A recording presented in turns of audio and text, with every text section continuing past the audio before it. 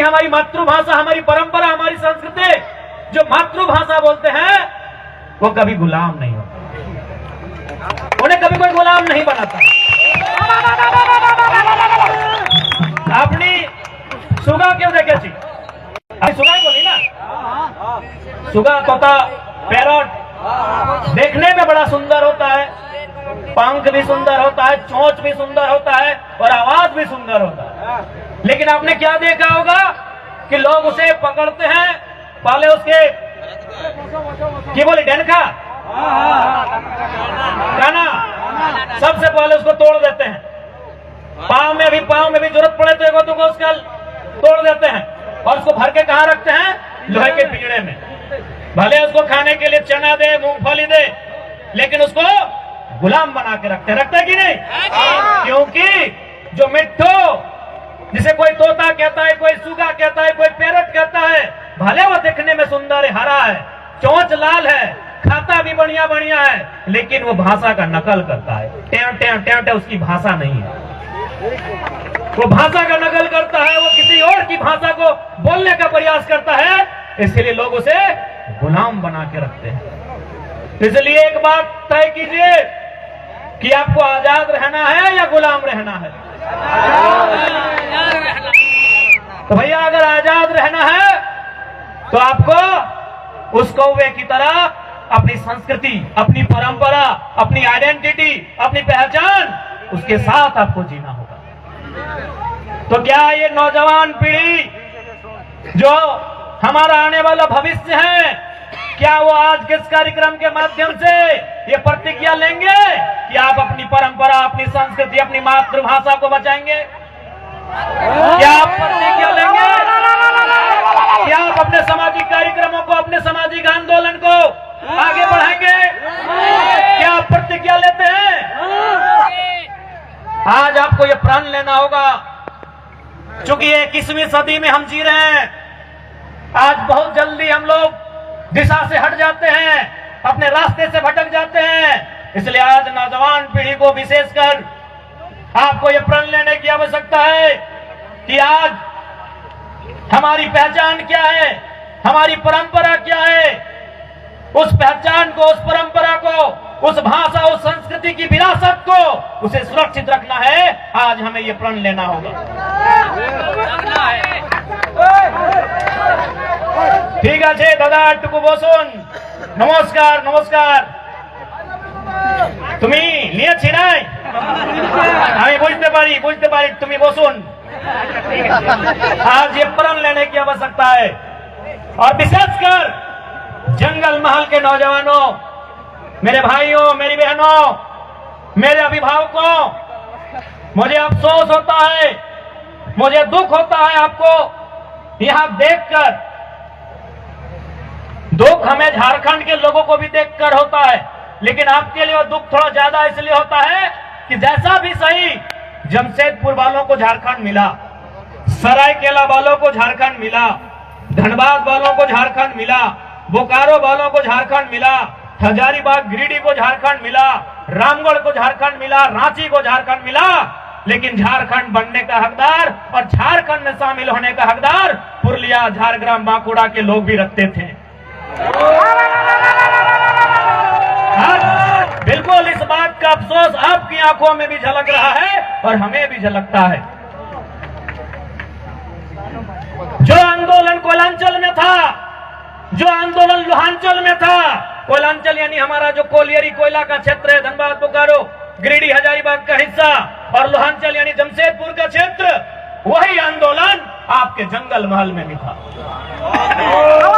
जो त्याग कोयलांचल वालों ने किया था, जो त्याग लोहांचल वालों ने किया था, वह त्याग जंगल महल वालों ने भी किया था। लेकिन आज कोयलांचल वालों को, लोहांचल वालों को कहने के लिए झारखंड मिला, हालांकि अधिकार वहां भी उनको नहीं है। आज भी वहां उनको मजदूरी के लिए तरसना पड़ता है।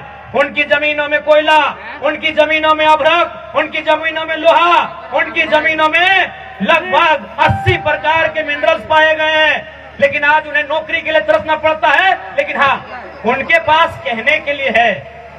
हमारे काछे ए शब्द अच्छे कि हमरा झारखंड, हमरा पवाली झारखंड, लेकिन आपके पास वह भी कहने को नहीं है कि हमारे पूर्वजों ने, हमारे बाप दादा ने जो आंदोलन किया था, जो संघर्ष किया था, उसके बदले आप उस झारखंड का हिस्सा नहीं बन पाए। तो कहीं ना कहीं इसमें भी साजिश है, साजिश है, बहुत बड़ी साजिश है।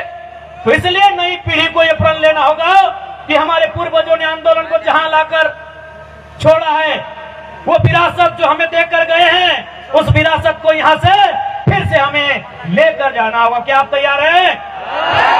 कि जंगल महल की गलियों से एक आवाज आया है, जंगल महल की गलियों से एक आवाज आया है, उठो नौजवानों, फिर से इनकलाब आया है। क्या आप तैयार हैं? और देखिए नौजवानों, मेरे भाइयों, हम जिस रास्ते में चलने जा रहे हैं, जो कार्य हम करने जा रहे हैं, मानते हैं आसान नहीं है, एक काज तो सरल नहीं अच्छे, किंतु असंभव भी नहीं है। मानते हैं वो काम आसान नहीं है, वो काम सरल नहीं है, लेकिन वो असंभव भी नहीं है। आज हमारे समाज का जो मांग है शेड्यूल ट्राइब इंक्लूजन का, आज ये लड़ाई भी, आज ये मांग भी बरसों नहीं दशकों पुरानी है। इसलिए एक बात हमेशा याद रखिए, आज चाहे सामाजिक आंदोलन हो या किसी प्रकार का आंदोलन हो, जो लोग अगुवाई कर रहे हैं, जो लोग लड़ रहे हैं, शायद वो कल नहीं होंगे, आज हम लोग भी कल नहीं होंगे, लेकिन आपका समाज, हमारा ये बृहद समाज जो हजारों लाखों साल पुरानी परंपरा और संस्कृति से परिपूर्ण है, वो समाज रहेगा। इसलिए आपको उस बागडोर को, उस विरासत को अपने हाथों में लेकर आगे बढ़ना है। मैं आप सभी से कहना चाहूंगा, आज जब भी आप किसी आंदोलन के लिए जाते हैं, जब आप संघर्ष का रास्ता चुनते हैं, आपको त्याग करना पड़ता है। बिना त्याग का आपको मंजिल नहीं मिलेगा। आज आपको त्याग करना होगा। आप कहेंगे कि हमें भोग का रास्ता भी चुनना है, हमें ऐसो आराम का भी रास्ता चुनना है, और हमें मंजिल की ओर भी जाना है, हमें अपने सपनों को भी साकार करना है, तो संभव नहीं, आपको त्याग करना होगा। आज का समय त्याग का है, और जो नौजवान त्यागी बनकर इस रास्ते में आएंगे, तभी हमारा समाज उत्थान की ओर जाएगा। इसलिए इस पीढ़ी को तो त्यागी बनना होगा। हमारे जिले में एक वीर क्रांति दूत हुआ करते थे, शहीद शक्तिनाथ महतो। वो अक्सर कहा करते थे कि एक पीढ़ी को जेल जाना होगा, दूसरी पीढ़ी को गोली खानी होगी, तभी तीसरी पीढ़ी राज करेगी। हमारी एक पीढ़ी जिसमें शहीद शक्तिनाथ महतो स्वयं, जिन्होंने ये नारा दिया था कि एक पीढ़ी को गोली खाना होगा, और शहीद शक्तिनाथ महतो ने खुद गोली खाई, उनके साथ निर्मल दादा ने गोली खाया। ऐसे अनगिनत, गिनती हम नहीं कर पाएंगे, इतने लोगों ने गोली खाया। अब का जो समय है कि एक पीढ़ी गोली खाएगी, दूसरी पीढ़ी जेल जाएगी, ये शायद जेल की स्थिति वाला समय है। और आपने देखा पुरुलिया के जिले में, गाउटसिला में हमारे 51 लोगों को जेल जाना भी पड़ा। लेकिन उन विषयों से, उन घटनाक्रम से आपको कतराना नहीं है, क्योंकि आपकी लड़ाई आपकी व्यक्तिगत नहीं है, आपकी लड़ाई केवल आपके लिए नहीं है, आपकी लड़ाई केवल आपके घर आंगन तक सीमित नहीं है। आपकी लड़ाई कई हजारों साल पहले जो सपना हमारे पूर्वजों ने देखा था, उस सपने को साकार करने की लड़ाई है। इसलिए आज आपको त्यागी बनना होगा, इसलिए आज आपको त्यागी बनना होगा। और एक बात याद रखिएगा, जो संघर्ष को चुनते हैं वही सफलता के करीब जाते हैं। आज का समय संघर्षों का समय है मेरे भाइयों। और आप, ऐसा नहीं है कि संघर्ष से सफलता नहीं मिलती है।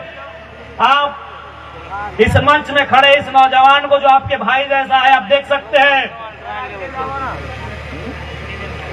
आपके बीच जो मैं खड़ा हूं, आप हमें देख सकते हैं। 2-2.5 साल पहले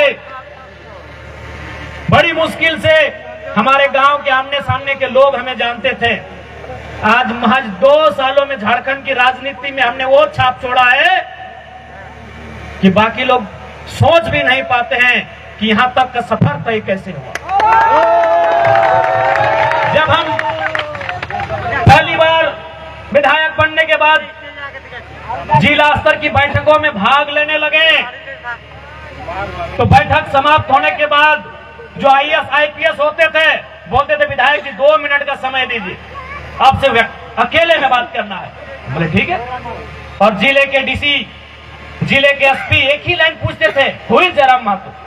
ये जयराम महतो कौन है, कैसे यहाँ पर? क्योंकि हमारे झारखंड में जो 81 विधानसभा की सीटें हैं, जिनमें 80 सीटों में इंडिया और NDA है, एक में जयराम महतो। इसलिए उनका सवाल था कि कौन है और कैसे आप यहां तक आए। राजनीति का मतलब था पैसों की चकाचौंध दुनिया से कोई आया है। राजनीति का मतलब है परिवारवाद से कोई आया है, राजा के घर से कोई चल के आया है। लेकिन साधारण सा जयराम महतो यहाँ कैसे आया? हमने कहा सर हम भी कहते कि उपायुक्त महोदय, हमको भी बिलीव नहीं हो रहा है कि हम यहाँ तक कैसे आए। हमने भी कभी सपने में नहीं सोचा था कि हम लोग विधायक बन के आएंगे। हमने भी नहीं सोचा था, कैसे सोचेंगे? एक साधारण परिवार से आते हैं। मैंने कहा ना, त्याग करना होगा। आज विधायक बनने के बाद भी, विधायक यानी बहुत बड़ा चीज होता है। विधायक यानी विधायिका, जो नियम कानून राज्य और देश के लिए बनाते हैं। लेकिन जब भी हम किसी काम को लेकर बैठते हैं, आज आप जाके हमारे घर में देखिएगा, अगर हमारे घर में अगर आप कभी जाएंगे, आप जाते ही आप निमंत्रण देने गए थे, हम अपने घर में नहीं रहते हैं। क्योंकि हम हैं विधायक, लेकिन मेरा घर एकदम बहुत साधारण घर है। और हम अपने दोस्त के घर में इसलिए रहते हैं कि 4 गो आदमी आए, बस को बैठने उठने कहां बोलेंगे। आप सोच नहीं सकते हम वहां से कि 4 लोग अगर हमसे मिलने चले आए, तो हम उनको बैठने कहां बोलेंगे, कहां बैठाएंगे? 10 लोग आ गए उठ के, तो कहां बैठने बोलेंगे कि विधायक जी का घर में आए हैं। आज हमारी माँ बीमार है, गंभीर बीमारी से ग्रसित है, लेकिन हम अपने घर में नहीं रखे हैं, बस इसलिए कि हमारे घर में बाथरूम तक नहीं है। तो हमने उस परिस्थिति